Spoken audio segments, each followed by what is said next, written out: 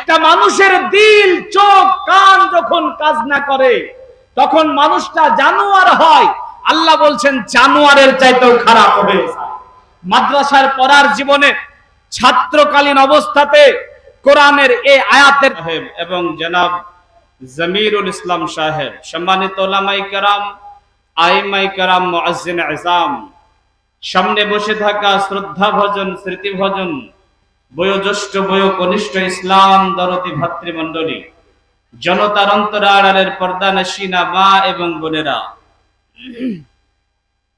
প্রশংসা সেই মহান পাক রব্বুল আলামিনের মহান দরবারে, যিনি সন্ধ্যা থেকে নিয়ে এই গভীর রজনী পর্যন্ত বিভিন্ন আলোচকের মুখ থেকে কোরআন এবং সুন্নাহ শোনার এক সুবর্ণ সুযোগ করে দিয়েছেন।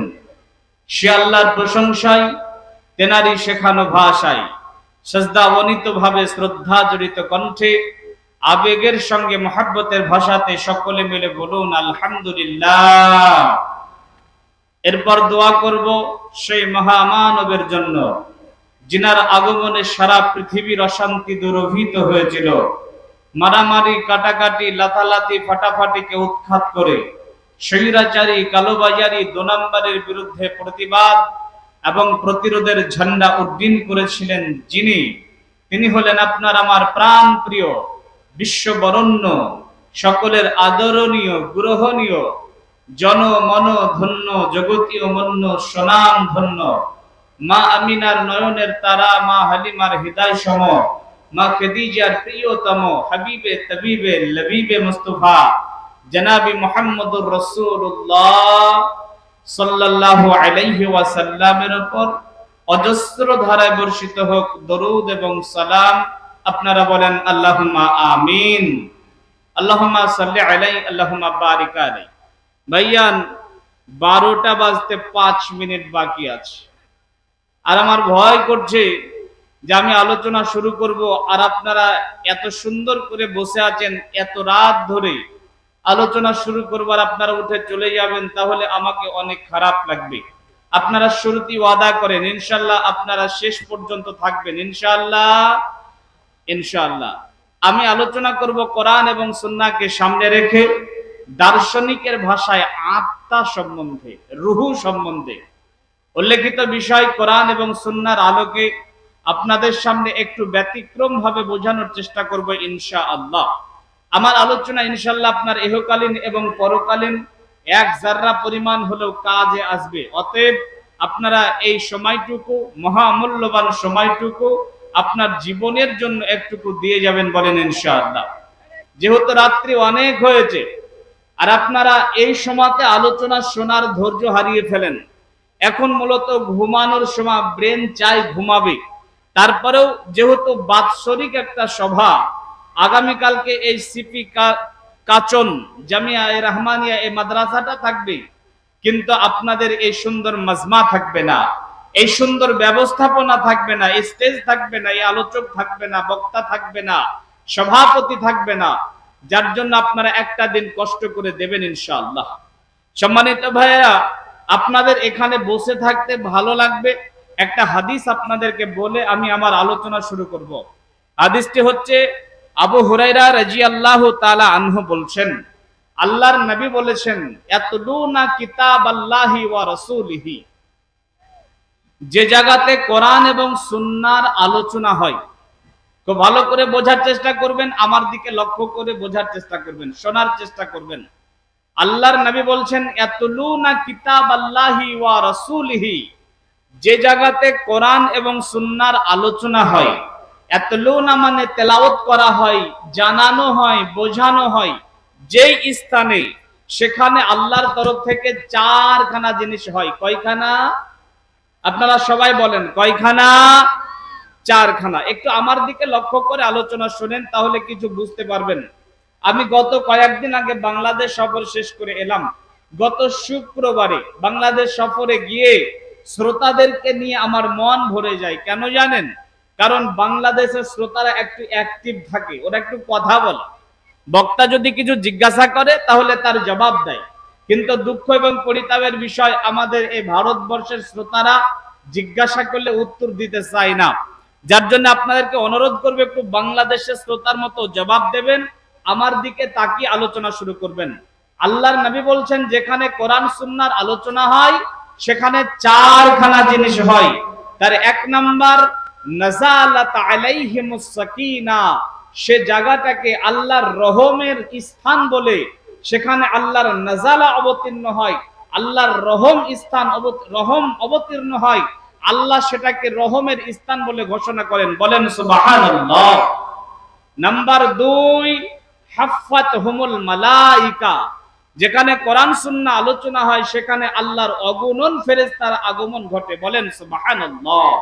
আজকে আপনাদের এই সিপি কাচন এই জায়গাতে জলসা হচ্ছে, এই মাদ্রাসাতে জলসা হচ্ছে, কিন্তু আমি শুনলাম এখানে 1200 আপনার কার্ড দেওয়া হয়েছিল গেস্টদেরকে, আর এখানে ডেলিগেটে কার্ড বিক্রি হলো প্রায় 950। এর মানে 1200 আর 950 কত হয়? 1200 আর 950 কত হয় গো? 2150 হয়। 2150 মানুষ কিন্তু এখানে বসে নেই, 2150 মানুষ এখানে এসেছে, খেয়েছে, খেয়ে চলে গেছে। ওরা মূলত কোরআন সুন্নাহর আলোচনা সভা, কোরআন সুন্নাহর আলোচনার কতটা দাম এটা তারা বুঝেনি। যদি বুঝতো তাহলে এখানে নিশ্চয় সময় দিত। 2150 লোক এখান থেকে সুন্দরভাবে খাওয়া দাওয়া করে গেছে, কিন্তু কোরআন সুন্নাহর আলোচনা সভা যেখানে আসমান থেকে ফেরেশতা অবতীর্ণ হয় সেখানে আমরা সময় দিতে পারি না। আল্লাহর নবী বলছেন হাফাতহুমুল মালাইকা, যেখানে কোরআন সুন্নাহর আলোচনা হয় সেখানে আল্লাহর অগণন ফেরেশতার আগমন ঘটে। নাম্বার 3 গাশিয়াতহুমুর রাহমা, আল্লাহর রহম দিয়ে আল্লাহ সে জায়গাটাকে ঘিরে দেন। নাম্বার 4 যাকারাহুমুল্লাহ ফিমান ইনদা, যে বা যারা এখানে সময় দেয়, অর্থ দেয়, সাহায্য করে, সহযোগিতা করে, আল্লাহ রাব্বুল আলামিন তাদের কথা আসমানের উপরে ফেরেশতাদের সামনে আলোচনা করেন। এমন একটা দামি জায়গাতে আপনারা বসতে পেরেছেন, যার জন্য বলেন আলহামদুলিল্লাহ। ভাইয়ান আমার দিকে একটু লক্ষ্য করে অ্যাক্টিভ থেকে আমি আপনাদের বিরক্তির কারণ হতে চাই না, যার জন্য আপনারা যদি এদিকে দিকে তাকান তাহলে আমার মনে হয় যে আপনারা বিরক্ত হয়ে গেছেন। একটু অ্যাক্টিভ হয়ে আমার দিকে লক্ষ্য করে আমি আপনাকে কিছু দামি জিনিস ছুড়ে দিচ্ছি, আপনি সেইগুলা গ্রহণ করবেন। এই নিয়তে এইরকম অ্যাক্টিভ অবস্থায় আমার দিকে একটু চেয়ে থাকুন, তাহলে আমার আলোচনা করতে ভালো লাগবে। আমার আলোচনার বিষয় হচ্ছে আত্মা বা রূহ। খুব ভালো করে আলোচনাটা বুঝুন, ইনশাআল্লাহ আপনি কামিয়াব হবেন। বন্ধু, আল্লাহ রাব্বুল আলামিন আমাদেরকে সৃষ্টি করেছেন দুভাগে ভাগ করে। আল্লাহ রাব্বুল আলামিন আমাদেরকে সৃষ্টি করেছেন দুভাগে ভাগ করে। বাহ্যিক দৃষ্টিতে যেটা দেখা যায় তাকে বলা হয় দেহ, আর এই দেহটার যে মালিক, দেহটা যার বলে টিকি আছে, যেটা না থাকলে দেহটা কোনো দাম থাকবে না, ওই দেহটার যে মালিক তাকে বলা হয় আত্মা বা রূহ।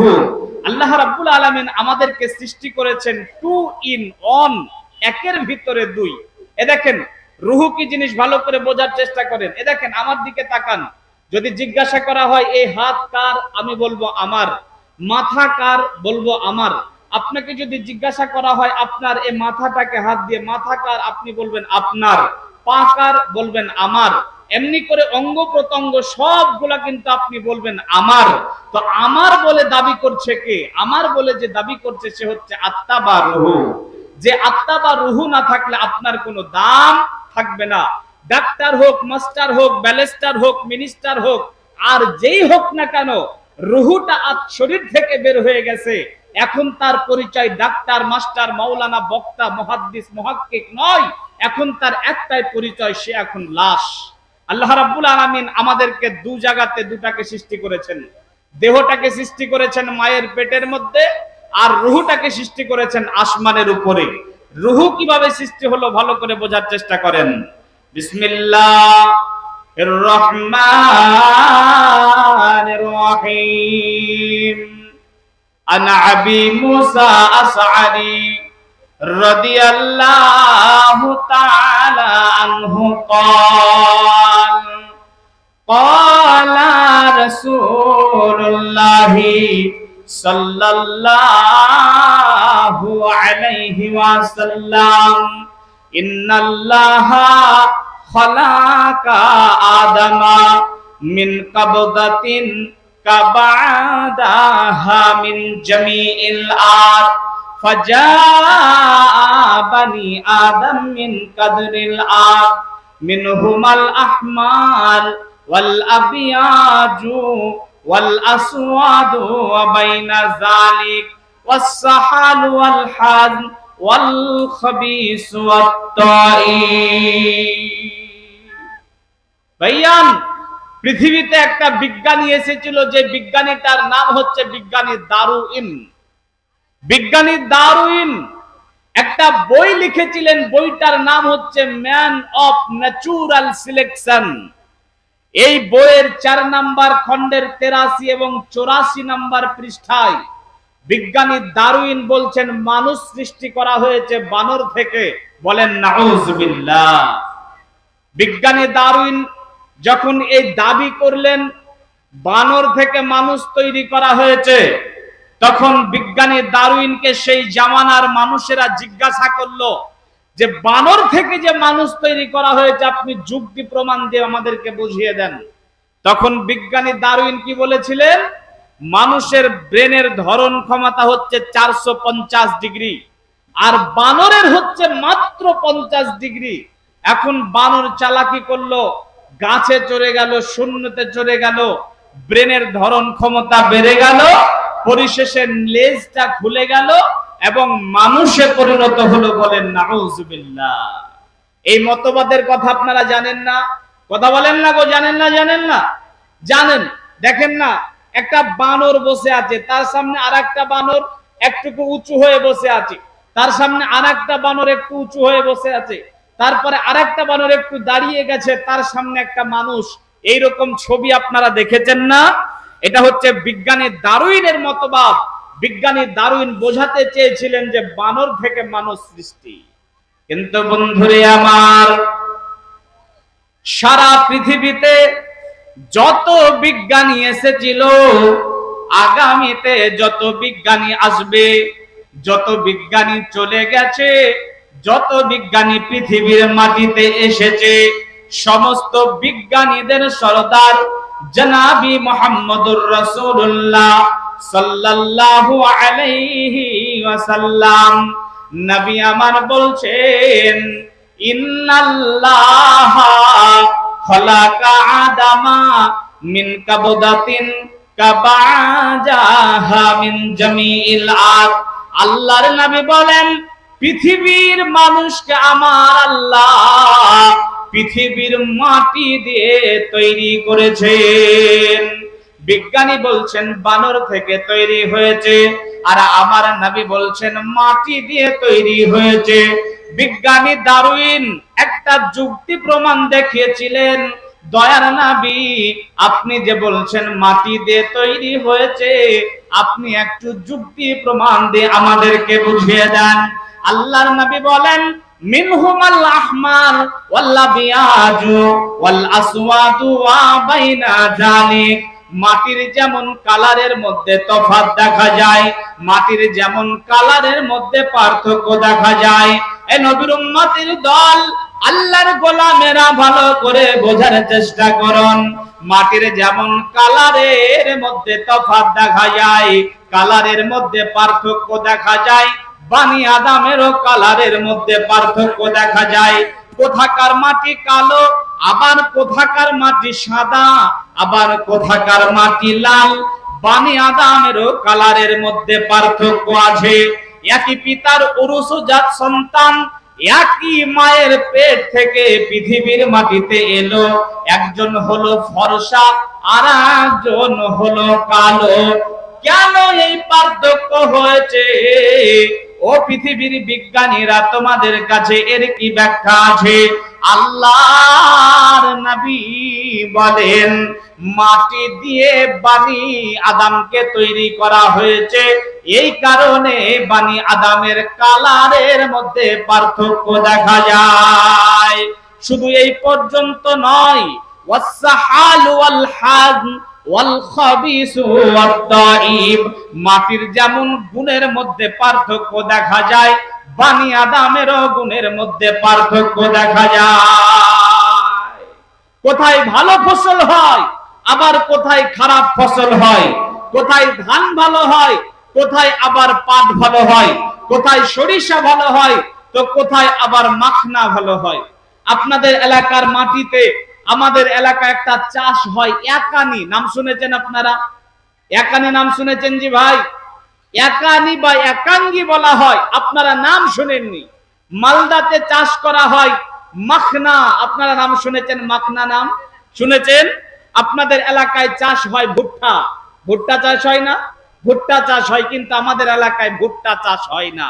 আমাদের এলাকায় চাষ হয় একানি, যেটা চাষ করে মানুষ ধনী হয়ে যাচ্ছে। তাহলে দেখেন মাটির গুণ, মাটির গুণে তফাৎ। আমার মুর্শিদাবাদের মাটিতে আবাদ হবে একানি, আপনার মালদাতে চাষ হবে মাখনা, আর আপনার দিনাজপুরের মাটিতে চাষ হবে ভুট্টা। মাটির যেমন গুণের মধ্যে পার্থক্য আছে। বিশ্ব নবী বলেছেন, দয়ার নবী বলেছেন, বানি আদমেরও গুণের মধ্যে পার্থক্য আছে। একই মায়ের উরুসজাত সন্তান, একই মায়ের পেট থেকে পৃথিবীর মাটিতে এলো।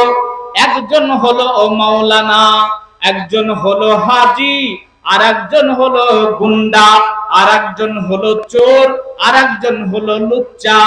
মা এক, বাবা এক। পৃথিবীর মাটিতে আসার পরে গুণের মধ্যে কেন তফাৎ?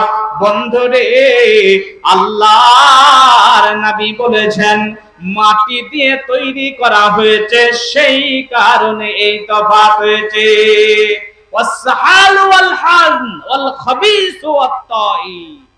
তাহলে মাটি দিয়ে আল্লাহ রাব্বুল আলামিন তৈরি করলেন পৃথিবীর সর্বপ্রথম মানুষ হযরতে আদম আলাইহিস সালামকে। কোথায় তৈরি করলেন? সপ্তম আসমানের উপরে, জান্নাতুল ফেরদাউসের মধ্যে, আলামে আরওয়াতে। এখানে হযরতে আদম আলাইহিস সালামকে আমার আল্লাহ তৈরি করলেন। তৈরি করার পরে তিনার পিঠে হাত বোলালেন।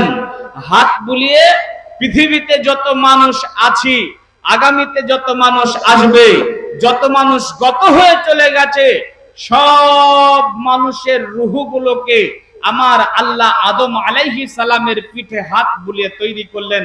এ দেখেন, রূহটা তৈরি হয়ে গেল একই জায়গাতে। এখানে রূহটা তৈরি করলে আল্লাহ রেখে দিলেন, এটা মনে রাখেন। এবারে দেহ কোথায় তৈরি হচ্ছে?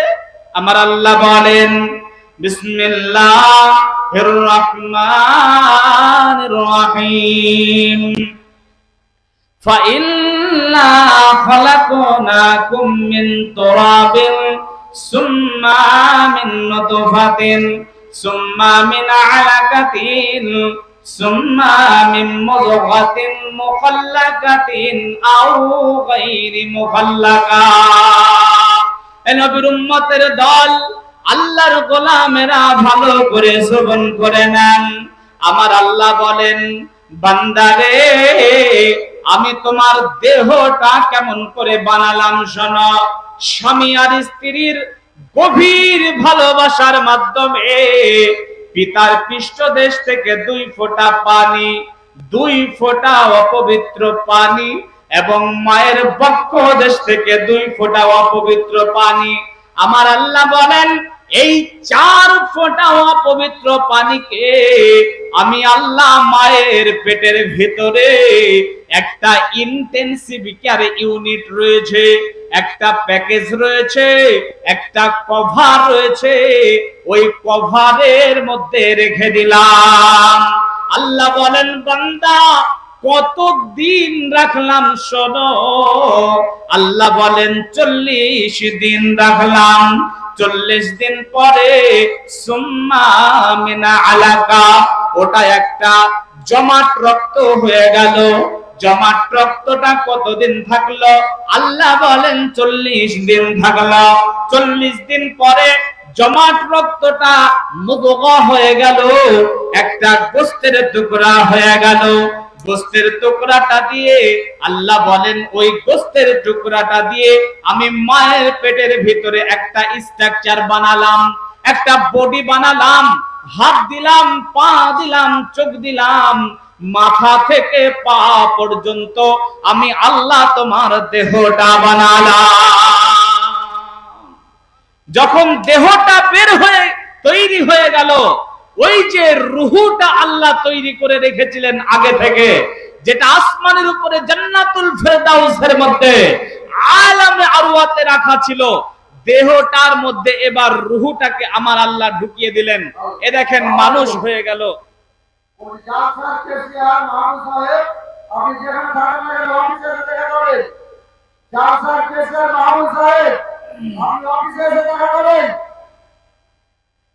দেহটার ভিতরে আমার আল্লাহ রুহুটাকে প্রবেশ করে দিলেন। এ দেখেন মানুষ হয়ে গেল। 2 in 1, একের ভিতরে 2। যখন দেহের মধ্যে রুহু প্রবেশ করেছে, আল্লাহ বলেন আর মায়ের পেটের মধ্যে থাকলে হবে না, সুম্মা নুখরিজুকুম তিফলা, বাচ্চা আকারে আমাদেরকে দুনিয়াতে নিয়ে আসলেন। একটু স্মরণ করেন আপনার সেই বাচ্চা কালকে, ক্রন্দনরত অবস্থায়, একেবারে উলঙ্গ অবস্থায় আমরা পৃথিবীর মাটিতে এসেছিলাম। দিন যায় রাত যায়, দিন যায় রাত যায়, একটু একটু করে আমরা বড় হতে লাগলাম। হাফ প্যান্ট পরতে লাগলাম, এরপরে ফুল প্যান্ট, এরপরে অনেক বড় হলাম, দাড়ি মুছ বের হলো, এরপরে যৌবন আসলো শরীরের মধ্যে, আমরা অনেক শক্তিশালী হলাম। দিন যায় রাত যায়, যেই দাড়িগুলো কালো ছিল সাদা হয়ে গেল, যেই চুলগুলো কালো ছিল সাদা হয়ে গেল, চোখ দুর্বল হতে লেগেছে, চামড়া টান টান ছিল, এখন জড়ো হতে লেগেছে। এমনি করতে করতে হঠাৎ করে তোমার একদিন এমন হবে, মওতের হাতে তুমি গ্রেফতার হবে। ডাক্তার মশাই সেদিন হয়ে নিরুপায়, কবে তবু ভাই বন্ধু মাতা ও পিতায় শেষ দেখা করে নাও সবে একবার, নারী ডুবি গেলে রোগী বাঁচিবে না আর। আত্মীয় স্বজন যাবে এ কথা শুনিয়া, হুলস্থুল পাকাইবে কাঁদিয়া কাঁদিয়া। জমদূত আজরাইল এসে সে সময়, কবে রে আদম সন্তান চিনো কি আমায়। এখনই তোমায় আমি পড়াবো কাফন, একা করে অন্ধকারে করাবো শয়ন। এখনই তোমার বংশে এতিমি বানাবো, বিষয় সম্পত্তি সব অন্যকে দানিব। এখনই গৃহহীন বধূ বিধবা যে হবে, পিতা মাতা তোর শোক সাগরে ডুবিবে। সমগ্র জগৎ মিলে করলে উদ্ধার, তবু মোর হাতে তোর নাই নিস্তার। আল্লাহ বলেন বান্দারে, পৃথিবীতে এসেছো আর পৃথিবী ছেড়ে আবার একদিন চলে যেতে হবে। ভাইয়ান, তো পৃথিবীর মাটিতে আমরা যতদিন থাকি, ভালো করে বোঝার চেষ্টা করেন, দেহ আর রুহু যতদিন পর্যন্ত এক জায়গাতে থাকে, যতদিন পর্যন্ত দেহটা আর রুহুটা একসঙ্গে থাকে, বলেন তো আমাদের এই 50 বছর 60 বছর 70 বছরের জিন্দেগিতে আমাদের দেহে অনেক রকমের অসুখ হয় না হয় না? কথা বলেন, হয় না হয় না? হয়। আমাদের দেহে কিন্তু অনেক রকমের রোগ হয়। আর আজকে শতকরা মোটামুটি আপনার 50% বেশি মানুষ কিন্তু রোগী। 50% বেশি মানুষ রোগী। হসপিটালে ভিড়, নার্সিং হোমে ভিড়, এবং আপনার বাজারে ঘাটে এই যে ফার্মেসির দোকানগুলো, ডাক্তারের অ্যাড দেখে বোঝা যায় যে মানুষ এখন রোগাক্রান্ত, অনেক মানুষ রোগা। তো ভাইয়ান, মানুষের দেহে যেমন রোগ হয়, মানুষের শরীরে যেমন রোগ হয়, অনুরূপ মানুষের রুহেতেও রোগ হয়, মানুষের আত্মাতেও রোগ হয়। আর আমি মৌলভী শামীম আক্তার আপনাদের এই দিনাজপুরে এই সিপি কাচন জামিয়া এ রহমানিয়া মাদ্রাসাতে এসে আপনাদেরকে বলে যাচ্ছি, শতকরা 98% মুসলমান আজকে রুহের রোগে আক্রান্ত। আমি বলে যাচ্ছি, আপনি মিলে নেন, লিখে নেন, শতকরা 98% মুসলমান রুহের রোগে আক্রান্ত। আপনি বলবেন যে মৌলভী সাহেব কেমন কথা বললেন, মানুষের রুহে আবার রোগ হয়? জি, মানুষের রুহে রোগ হয়, মানুষের রুহে রোগ হয়। আপনাকে তার আমি প্রমাণ দেব। যুক্তির আলোকে এবং পবিত্র কোরআনের আয়াতের আলোকে। ভাইজান, মানুষের যে দেহে রোগ হয় তার প্রমাণটা শুনে নেন। আপনাদের এলাকার মেম্বার সাহেব হঠাৎ করে তিনার মা মারা গেল। বোঝার চেষ্টা করবেন, যখন মা মারা গেছে তখন মায়ের জানাজা হয়ে গেল। মসজিদে একটা কাঠের খাটিলা অনেক ভারী, ওই খাটিলাটা মেম্বার সাহেবের বাড়ি থেকে 4 জন যুবক ছেলে ওই খাটিলাটা আপনাদের মসজিদের দিকে নিয়ে চলে আসতে লাগলো। মসজিদের যখন গেটের সামনে এসেছে, মসজিদের ভিতরে সেটা রাখবে, তো দেখছে যে মসজিদের মধ্যে জোহরের সালাত হচ্ছে। তো ওই খাটিলাটা মসজিদের গেটের সামনে রেখে ওই 4 জন ছেলে অপেক্ষা করতে লাগলো সালাত কখন শেষ হবে, তবে মসজিদে ঢুকে খাটলাটাকে রেখে দেব। বলেন 1 কিলোমিটার দূরে মেম্বার সাহেবের বাড়ি, আর এই কোন্টাল ওজনের খাটিলাটা 4টা ছেলে ঘাড়ি করে ওই মেম্বারের বাড়ি থেকে মসজিদ পর্যন্ত এনে দিয়েছে। বলেন তো এই ছেলে 4টা সুস্থ না অসুস্থ? কথা বলেন। সুস্থ। আপনি বলবেন সুস্থ, আমি মৌলভী শামীম আক্তার বলবো সুস্থ, বন্ধুবার এখানে বসে আছেন ইনি বলবেন সুস্থ, মাদ্রাসায় শাইখুল হাদিস ইনিও বলবেন সুস্থ। কিন্তু বন্ধুরে, মূলত ছেলে 4টার দেহটা সুস্থ, রুহুতে বড় রোগ হয়েছে। দেহ সুস্থ বলে 1 কিলোমিটার দূর থেকে অত ওজনদারি খাটিলাটা ঘাড়ে করে আনতে পেরেছে, কিন্তু রুহুটা অসুস্থ বলে মসজিদের গেটের সামনে দাঁড়িয়ে থেকেছে। চোখের সামনে জোহরের সালাত হয়েছে, মসজিদে ঢুকে সালাত পড়তে পারেনি। দার্শনিক বলছে এই ছেলেরা দেহটা সুস্থ কিন্তু রুহুটা বড় অসুস্থ। মসজিদের পাশে কালাম চাচার বাসা, আজ 3 বছর থেকে উঠতে পারে না, চলতে পারে না, বসতে পারে না, প্যারালাইসিস হয়ে পড়ে আছে। চায়ের দোকানে যেতে পারে না, বাজারে যেতে পারে না, মার্কেটে যেতে পারে না। কিন্তু মুয়াজ্জিন যখন বলে হাইয়া আলাস সালাহ, হাইয়া আলাল ফালাহ, তখন কালাম চাচা বিছানায় আর শুয়ে থাকতে পারে না। 2 বগলে 2টা লাঠি দিয়ে ছাচড়াতে মসজিদে এসে আল্লাহর কদমে সাজদায় লুটিয়ে পড়ে। দার্শনিক বলছে এই কালাম চাচার দেহটা বড় অসুস্থ কিন্তু রুহুটা বড় সুস্থ আছে। আজ শতকরা 98% মুসলমান রুহের রোগের আক্রান্ত। দেখেন না, মসজিদে জামাতে লোক নেই, চায়ের দোকানে লোক বসার জায়গা নেই। চায়ের দোকানে এত পরিমাণ ভিড় আর বসতে দেওয়ার জায়গা নেই, কিন্তু মসজিদ ফাঁকা পড়ে থাকে। মসজিদে আজান হচ্ছে হাইয়া আলাস সালাহ, আর মসজিদের সামনে চায়ের দোকানে বসে আছে ইমাম আর মুয়াজ্জিন, তোরা চালা আমি বসে থাকবো, এইরকম করে অনেক মানুষ বসে থাকে। থাকে না? থাকে না? থাকে। মূলত এরা মসজিদে আসেনি এমনটা নয়, এরা মসজিদে আসতে পারেনি।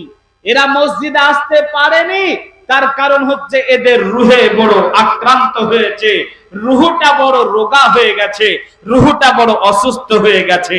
আজকে আমাদের সমাজে দেখেন না, এত সুন্দর একটা ব্যবস্থাপনা জালসা, কিন্তু এই জালসাতে যতজন মানুষ শুরু থেকে শেষ পর্যন্ত বসেছিল, এর 2 গুণ 3 গুণ মানুষ মেলায় খেলায় ঘুরে বেড়াচ্ছিল, রাস্তায় যেন কিছু খুঁজে বেড়াচ্ছিল।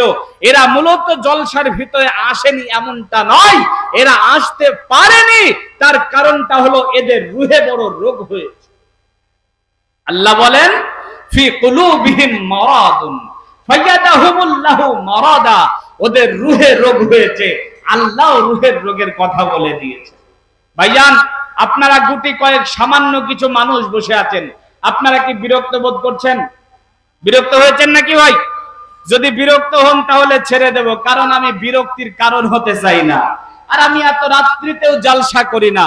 আজকে ব্যতিক্রম, আপনাদের এলাকাতে আমি অনেক আসি, তবে আমাকে 10টার মধ্যে দিয়ে দেয়। আজকে ব্যতিক্রম, অনেক রাতে উঠেছি, তার কারণ আমরা কিছু বিষয় নিয়ে জাতির সামনে কথা বলি। আগডম বাগডম ঘোড়াডম সাজে এমন গল্প করতে পারি না জাতিকে কিছু বোঝানোর চেষ্টা করি। যদি কেউ ওঠে, কেউ বসে, কেউ হেঁটে বেড়ায়, কেউ ঘুরে বেড়ায়, তাহলে বিষয় বোঝাতে আমরা পারি না। এই কারণে আমরা অনুরোধ করে 10টার মধ্যে টাইম নিয়ে নেই। এখন আপনারা যারা আসেন একটু বোঝার চেষ্টা করেন ভাইয়ান। তাহলে আপনাকে আমি যেটা বোঝাতে চাচ্ছি সেটা হচ্ছে যে মানুষের রুহে রোগ হয়, আর শতকরা 98% মানুষ রুহের রোগে আক্রান্ত। এখন আপনি বলবেন যে মৌলভী সাহেব রুহে রোগ হয় এটা তো বুঝতে পারলাম, কিন্তু রুহে আবার কি রোগ হয়? চলেন রুহের রোগের কথা আপনাকে বলি। আল্লাহ বলেন বিসমিল্লাহির রহমানির রহিম, ইয়া আইয়ুহাল্লাযীনা আমানু মা লাকুম ইযা কিলা লাকুম ইনফিরু ফি সাবিলিল্লাহি সাকালতুম ইলাল আরদ আরদিতুম বিল হায়াতিদ দুনিয়া মিনাল আখিরাহ ফামা মাতাউল হায়াতিদ দুনিয়া ফিল আখিরাতি ইল্লা কলিল। আল্লাহ বলেন, হে আমার ঈমানদার বান্দারা, ইয়া আইয়ুহাল্লাযীনা আমানু, যারা আমার উপরে ঈমান এনেছো, ঈমানদার বান্দারা, ঈমানদার বান্দিরা, মা লাকুম, কি হয়েছে তোমাদের, ইযা কিলা লাকুম ইনফিরু ফি সাবিলিল্লাহি সাকালতুম ইলাল আরদ। আল্লাহ বলেন, আমি আল্লাহ তোমাকে রিজিক দেই, আমি আল্লাহ তোমার হায়াত মাউতের মালিক, আমি আল্লাহ তোমাকে জীবিত এবং সুস্থ রেখেছি। ওরে আমার ঈমানদার বান্দারা, ওরে আমার ঈমানদার বান্দিরা, কি হয়েছে তোমাদের? আমি আল্লাহ ডাকলে কেন তোমরা সাড়া দাও না? আমি আল্লাহর ডাকে কেন তোমরা আসো না? আমি আল্লাহর ডাক কেন তোমরা শোনো না? মালাকুম, কি হয়েছে রে বান্দা? আমি আল্লাহ যদি তোমাদেরকে ডাকি, তাহলে জমিনকে যেমন গাছ শিকড় দিয়ে শক্ত করে ধরে থাকে, অমনি করে তোমরা ধরে থাকো। আর দুনিয়ার কোন কাজে যদি তোমাদেরকে ডাকা হয়, দুনিয়ার কোন কর্মতে যদি তোমাদেরকে ডাকা হয়, তাহলে তোমরা মাদ্দে মুজাহিদের মতো ছুটে চলে যাও। মালাকুম, কি হয়েছে রে বান্দা, কি হয়েছে তোমাদের?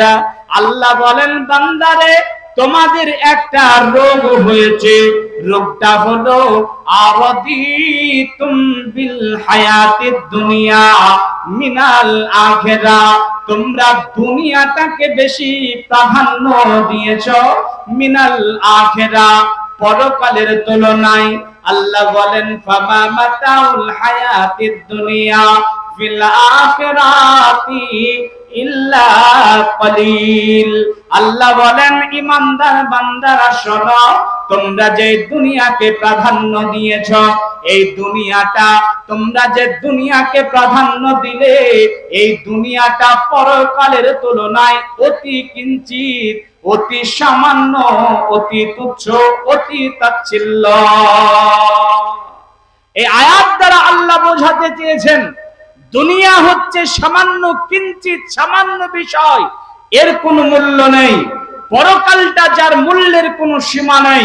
কিন্তু আমাদের একটা রোগ হয়েছে, দুনিয়া খারাপ, খারাপটাকে আমরা বেশি পছন্দ করি, আর পরকাল ভালো, ভালোটাকে আমরা পছন্দ করি না। এটা হচ্ছে আমাদের রুহের রোগ, এটা হচ্ছে আমাদের আত্মার রোগ, এটা হচ্ছে আমাদের রুহের রোগ। ভালো জিনিস ভালো লাগে না, খারাপ জিনিস ভালো লাগে। এখন মিলিয়ে দেখেন তো আপনাদের এই রুহে এই রোগ আছে কিনা? ভালো জিনিস ভালো লাগে না, খারাপ জিনিস ভালো লাগে। গান ভালো লাগে, কোরআনের তেলাওয়াত ভালো লাগে না, এমন আছে না নেই? দুধ ভালো লাগে না মদ খেতে ভালো লাগে? এমন আছে না নাই? নামাজে টাইম দিতে ভালো লাগে না, ক্যারাম বোর্ডের আড্ডায় টাইম দিতে ভালো লাগে, রাত জেগে দিন জেগে দুনিয়া কামাতে ভালো লাগে, কিন্তু পরকালে জান্নাতে যাওয়ার জন্য প্রস্তুতি গ্রহণ করতে ভালো লাগে না। কেন? কারণ আমাদের রুহে রোগ হয়েছে। রোগটা কি? রোগটা হলো আমাদেরকে ভালো ভালো লাগে না, খারাপ ভালো লাগে। আরাদিতুম বিল হায়াতিদ দুনিয়া মিনাল আখিরা, পরকালের তুলনায় আমরা দুনিয়াটাকে বেশি প্রাধান্য দিয়ে ফেলেছি। ভাইয়ান, এটা হচ্ছে আমাদের আত্মার রোগ, দুনিয়াকে প্রাধান্য দেওয়া। আর আপনি যখন দুনিয়াকে বেশি প্রাধান্য দেবেন, তখন আপনাকে ভালো ভালো লাগবে না, খারাপ ভালো লাগবে। একটা সাপে কাটা রোগী যখন একটা মানুষকে সাপে দংশন করে, সাপে যখন কেটে যায়, তখন সাপে কাটা রোগীটার অবস্থা দেখবেন, সাপের বিষ জর্জরিত হয়ে গেছে পুরো শরীরে।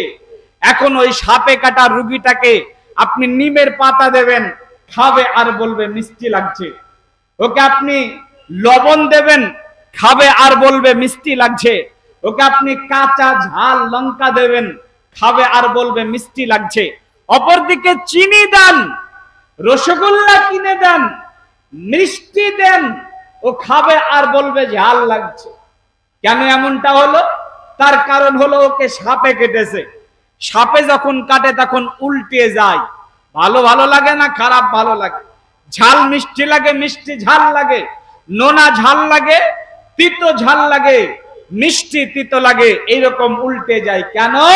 কারণ তাকে সাপে দংশন করেছে। তো আমাদেরকেও আজকে দেখেন না, ভালো ভালো লাগে না। নবীর সুন্নাত যেটা নবী রাখতে বলেছেন, আর মুস যেটাকে ঝেঁটে ফেলতে বলেছেন, মুস রাখতে ভালো লাগে কিন্তু দাড়ি রাখতে ভালো লাগে না। আছে না নাই? মুস রাখতে ভালো লাগে, মুস রেখে দেয় বড় বড়, কিন্তু দাড়ি ছাড়তে ভালো লাগে না। কোরআন শুনতে ভালো লাগে না, জলসা শুনতে ভালো লাগে না। আজকে এই জায়গাতে যদি আমি মৌলভী শামীম আক্তার, নাজমে আলম সাহেব, এরপর মঞ্জার সাহেব, এই যে ধারাবাহিক ভাবে আমরা আসলাম, দেখেন না এখন মজলিস ফাঁকা, প্রায় মানুষ চলে গেছে। যদি এখানে বলা হতো আগে সালমান খান আসবে, তারপরে শাহরুখ খান, তারপরে আমির খান, তারপরে জায়েদ খান, তারপরে ফারদিন খান, এমনি করে সিরিয়াল ওয়াইজ এই সিনেমার ন্যাংটা ন্যাংকিরা আসবে আর ড্যান্স করবে, গান গাইবে, তো কোন আল্লাহর বান্দা আমার মনে হয় না যে এখান থেকে নড়তো। কোরআন সুন্নাহর আলোচনা যে, যার জন্য ভালো লাগছে না। এই যে ভালো ভালো লাগে না, খারাপ ভালো লাগে, এটাই হচ্ছে রূহের রোগ। আল্লাহ বলেন আরাদিতুম বিল হায়াতিদ দুনিয়া মিনাল আখিরা, আল্লাহ বলেন বান্দা দুনিয়াকে বেশি প্রাধান্য দিয়েছো, খারাপটাকে বেশি প্রাধান্য দিয়েছো পরকালের তুলনায়। আল্লাহ বলেন বান্দা শোনো, ফামা মাতাউল হায়াতিদ দুনিয়া ফিল আখিরাতি ইল্লা কালিলা, তোমরা যে দুনিয়াকে বেশি প্রাধান্য দিয়েছো, এই দুনিয়াটার কোনো দাম নেই, এই দুনিয়াটার কোনো মূল্য নেই। এটা হলো কিঞ্চিত সামান্য তুচ্ছ তাচ্ছিল্য। দুনিয়াটা কত তুচ্ছ, কত তাচ্ছিল্য। আপনাদের এই দিনাজপুরের সম্ভবত একজন বক্তা আছে, মাস্টার নুরুল ইসলাম, আপনারা হয়তো অনেকে চিনবেন। উনি একটা বই লিখেছেন, বইটার নাম হচ্ছে ভাঙ্গা কবরের মাটি। এই ভাঙ্গা কবরের মাটির মধ্যে একটা ঘটনা উল্লেখ করেছেন। ওই ঘটনাটা যদি আপনি একটু মূল্যায়ন করেন, তাহলে দুনিয়া কত তুচ্ছ তাচ্ছিল্য বুঝে যাবেন। ঘটনাটা আপনার স্মরণের জন্য একটু বলি। ঘটনাটা হচ্ছে, কোন একদিন উস্তাদ ছাত্রদেরকে নিয়ে ছাত্রদেরকে জিজ্ঞাসা করছে, বাপু তোমরা কি স্বপ্ন দেখেছো? তখন একজন ছাত্র দাঁড়িয়ে বলছেন, উস্তাদজি স্বপ্ন দেখেছি। স্বপ্নটা হচ্ছে আমাকে যেন বাঘে তাড়তে আরম্ভ করে দিল।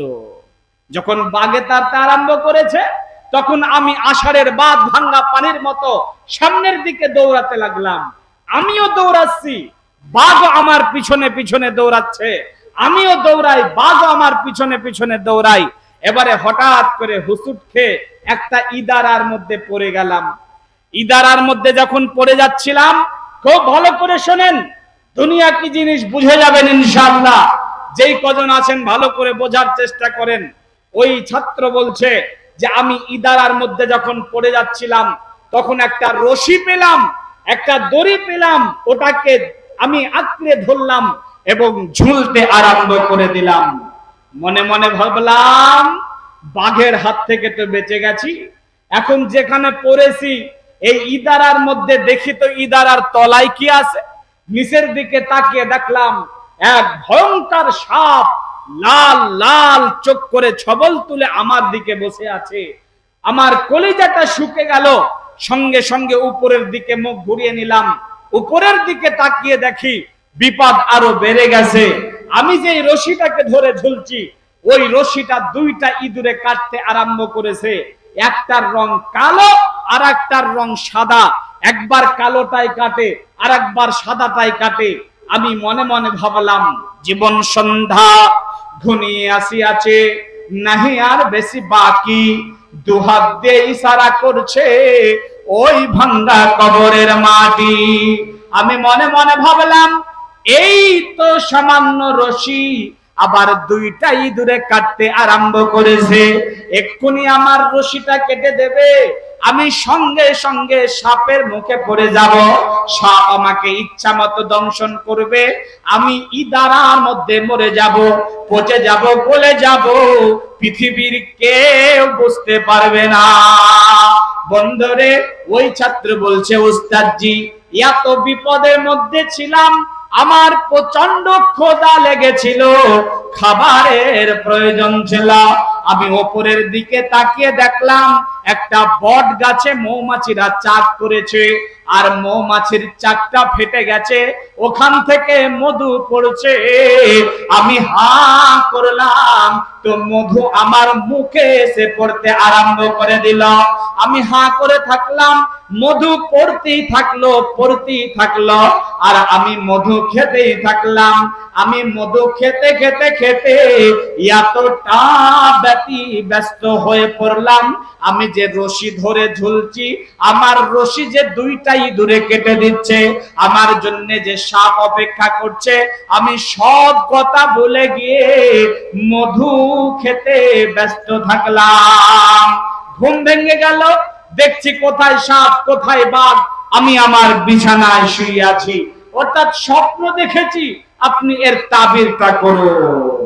এই নবীর উম্মতের দল, আল্লাহর গোলামেরা ভালো করে শোনেন, আপনি যে দুনিয়া নিয়ে পাগল পারা হয়ে গেছেন, দুনিয়াটা কি জিনিস ভালো করে শোনেন। যদি তো এটা কোনো হাদিস নয়, বুখারী, মুসলিম, আবু দাউদ, নাসাই, তিরমিজিতে খুঁজলে পাবেন না, তবে আপনি এখান থেকে উপদেশ গ্রহণ করতে পারবেন। উস্তাদ বলছে তার ছাত্রকে, বাপুরে তোমাকে যে বাগে তার ছিল ওটা বাঘ নয়, ওটা হলো মালাকুল মউত, জান কবজ করার ফেরেশতা। তোমাকে মালাকুল মউত তার ছিল, তুমি তার ভয়ে দৌড়াতে ছিলে, হঠাৎ করে একটা ইদারার মধ্যে পড়ে গিয়েছিলে, আর সেখানে তুমি রশি পেয়েছিলে।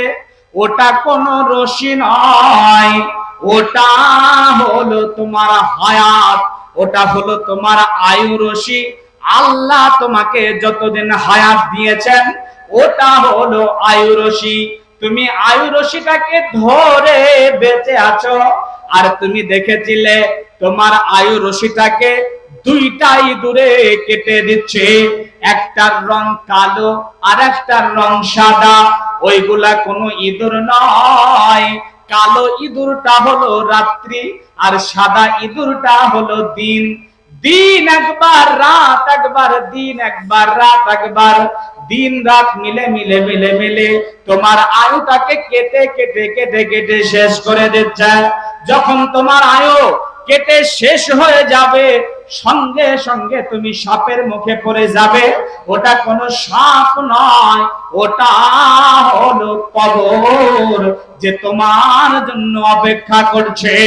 এত বিপদের মধ্যে তুমি মধু পেয়েছিলে, আর মধু পেয়ে তুমি সব কিছু ভুলে গিয়েছিলে, মধু খেতে ব্যস্ত ছিলে। ওই মধুটাই হলো এই দুনিয়া। আজকে আমরা দুনিয়া পেয়ে সব কিছু ভুলে গেছি, মওতের কথা ভুলে গেছি। দুনিয়াতে আমাদেরকে আরো কিছু করতে হবে।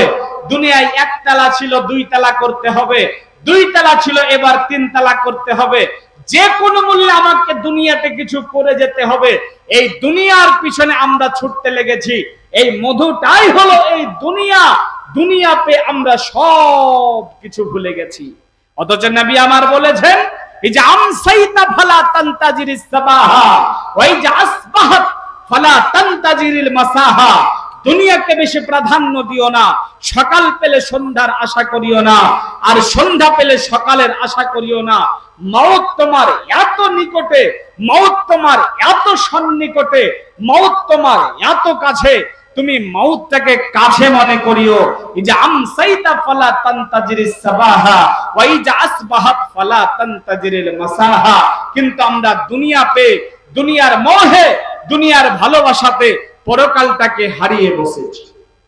ভাইজান, দুনিয়া হচ্ছে একটা কুহুকুনি নারীর নাই, একটা পতিতালয়ের নারীর নাই, যে সদা সর্বদা আপনাকে এই দুনিয়া, পতিতালয়ের মেয়ে যেমন স্বামী চেঞ্জ করে, দুনিয়া তার মানুষ চেঞ্জ করতে থাকবে।